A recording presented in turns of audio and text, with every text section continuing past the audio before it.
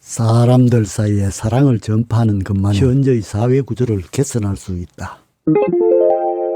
모든 인간은 서로 멸망시키지만 그와 동시에 서로 사랑하며 돕는다. 이 세상의 삶은 파괴력에 의해 유지되고 있는 것이 아니라 우리 마음의 은으로 사랑이라고 부르는 상호유대의 감정에 의해 유지되고 있다. 이 세계의 삶의 발전 과정에 눈을 돌리면 그곳에 나타나 있는 것은 상호협조의 법칙뿐이다. 모든 역사는 이 유일한 인류협조의 법칙이 점점 확실하게 모습을 드러내는 과정에 지나지 않는다.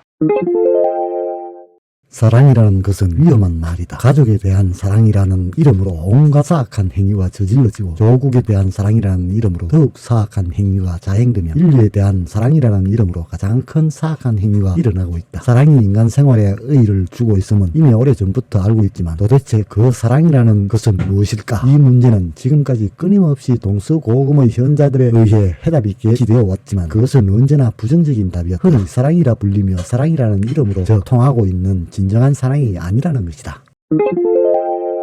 사랑은 우리가 마치 서로 이방인이나 적처럼 살고 있는 이 피폐하고 낡은 세상에 새로운 희망을 준다. 사랑은 사람들의 마음을 따뜻하게 하며 그들은 당장 정치가들의 쓸모없는 외교 활동과 거대한 군대, 수많은 요새가 얼마나 쉽게 사라지는지 목격할 것이다. 그리고 자신들의 조상은 어떻게 저런 불필요하고 사악한 것을 위해 그토록 오랫동안 고생을 해왔을까 이상하게 여길 것이다. 에머슨.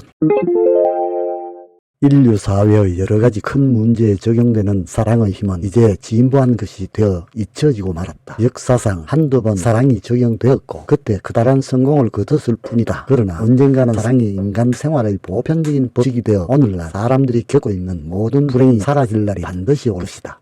에머슨. 사람들이 신성한 것으로 여기고 있는 것, 이를테면 사람들에게 성찬과 성회, 성전에 대한 외경심을 일깨우는 것이 좋은 일이고 실제로 일깨우고 있다면 어린이와 생각이 얕은 사람들에게 상상 속의 것이 아니라 실제로 모두가 이해하기 쉽고 모두에게 기쁨을 주는 인간의 감정을 일깨우는 것은 그 몇 갑절이나 필요한 일일 것이다. 그러나 언젠가 그날이 올 것이다. 그리스도가 때가 오기만을 기다리고 있다고 한 바로 그때 사람들이 타인과 타인의 노동의 결과를 멋대로 지배하는 것을 사랑하지 않고 타인에게 공포감과 선망의 감정을 불러일으키는 것을 기뻐하지 않으며 자신들의 모든 사람을 사랑하는 것을 자랑하고 타인으로부터 아무리 가혹한 처사를 당해도 역시 자신들을 모든 악에서 벗어나게 해주는 그 사랑의 감정을 느끼는 것을 기뻐할 때가 올 것이다.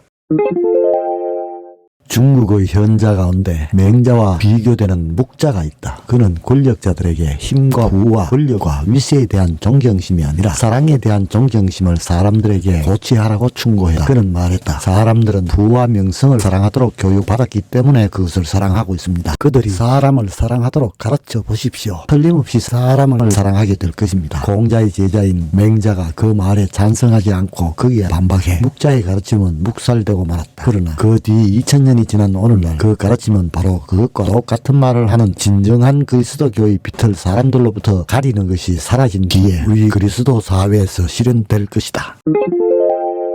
사람들의 행위를 선행과 악행으로 나누는 심할 여지 없는 기준이 있다. 그 행위가 사람들의 사랑과 합의를 정대시킨다면 그것은 선행이고 불화와 분열을 조장한다면 악행이다.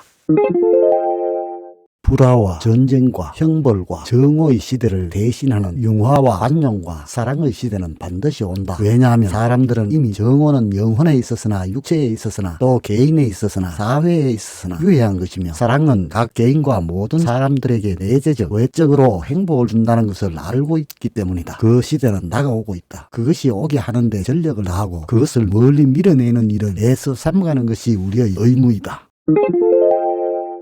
끝까지 시청해 주셔서 감사합니다.